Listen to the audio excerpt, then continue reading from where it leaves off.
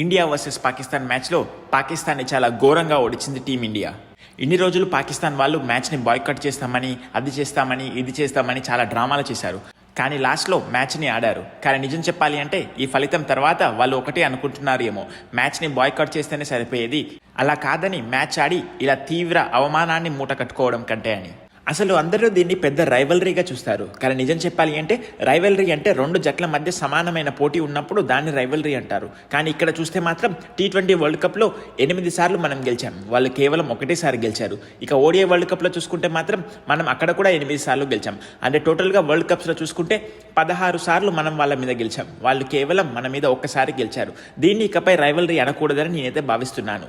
పాకిస్తాన్ ప్లేయర్స్కి అయితే మన వాళ్ళు చుక్కలు చూపెట్టారు. నిజం చెప్పాలి అంటే ఫస్ట్లో పాకిస్తాన్ టాస్ గెలిచి అలాంటి పిచ్ పైన ఖచ్చితంగా బ్యాటింగ్ చేయాలి, కానీ వాళ్ళు ఏం చేశారు, ఫీల్డింగ్ని ఎంచుకున్నారు.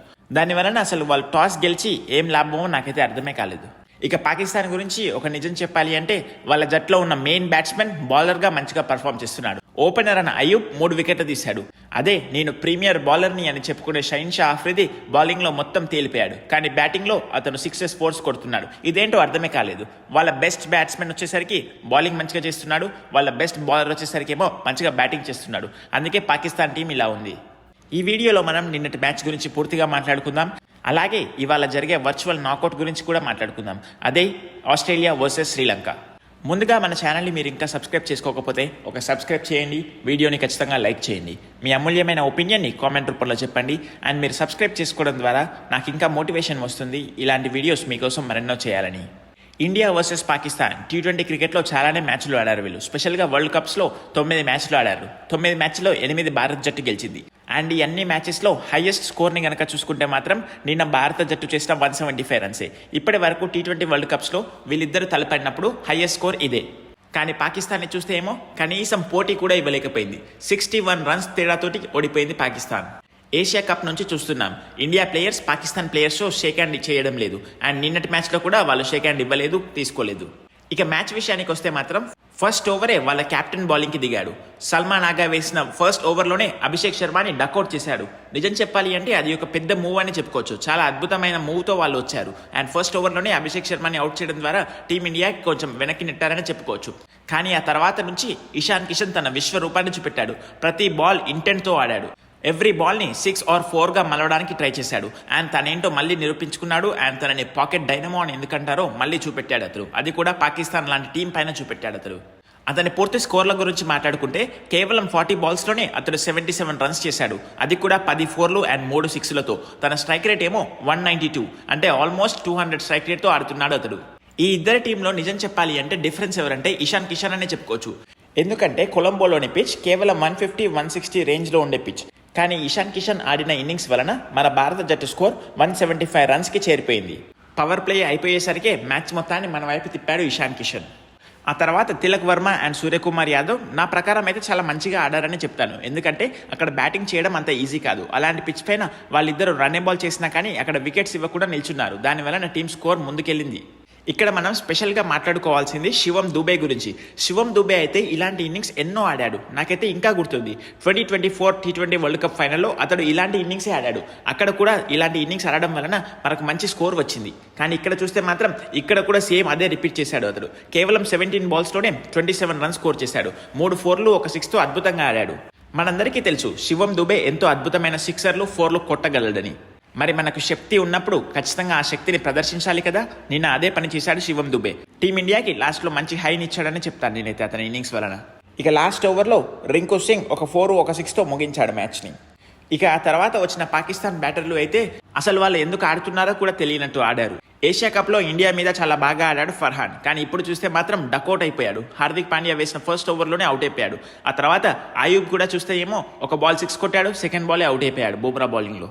ఆయూబ్ ఏమో వాళ్ళకి one of the best batters, కానీ అతడేమో బౌలింగ్లో మంచిగా పర్ఫామ్ చేశాడు, బ్యాటింగ్లో తెలిపాడు. ఇక షహీన్ షా ఆఫ్రిది ఏమో వాళ్ళకున్న ప్రీమియం బౌలర్, కానీ బౌలింగ్లో తెలిపాడు, బ్యాటింగ్లో అద్భుతంగా పర్ఫామ్ చేశాడు. ఇదే వాళ్ళ పరిస్థితి. బౌలింగ్ చేసే వాళ్ళు బ్యాటింగ్ చేస్తున్నారు, బ్యాటింగ్ చేస్తున్న వాళ్ళు బౌలింగ్ చేస్తున్నారు. ఇక మరీ ఇంపార్టెంట్ అనే ఇలాంటి మ్యాచెస్లో అసలు వాళ్ళు పర్ఫార్మే చేయడం లేదు. ఇక మనందరికీ తెలిసిందే వరల్డ్లోనే బెస్ట్ బ్యాట్స్మెన్, ద కింగ్ అని పిలుచుకుంటారు కదా పాకిస్తాన్ వాళ్ళు. బాబర్ ఆజమ్ వచ్చాడు బ్యాటింగ్ చేయడానికి. ఇక అక్షర్ పటేల్ బౌలింగ్లో క్లీన్ బోల్డ్ అయిపోయాడు బాబర్ ఆజమ్. మన బౌలింగ్ విషయానికి వస్తే మాత్రం వేసిన ప్రతి బౌలర్లు వికెట్స్ తీశారు, ఒక రింకు సింగ్ తప్ప. హార్దిక్ పాండ్యా 2 వికెట్లు తీశాడు, జస్ప్రీత్ బుమ్రా 2 వికెట్లు తీశాడు, అక్షర్ పటేల్ 2 వికెట్లు తీశాడు, వరుణ్ చక్రవర్తి కూడా 2 వికెట్లు తీశాడు, కుల్దీప్ యాదవ్ 1 వికెట్ తీశాడు, పార్ట్ టైం బౌలర్ అయిన తిలక్ వర్మ కూడా 1 వికెట్ తీశారు.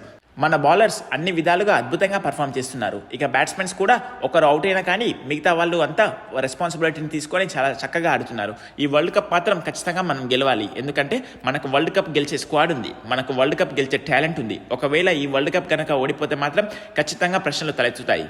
నేనైతే ఒకటే కోరుకుంటున్నాను, ఇండియాలో జరిగే వరల్డ్ కప్లో ఇండియా ఫైనల్ వరకు వెళ్ళి ఫైనల్లో ఘన విజయాన్ని సాధించాలని.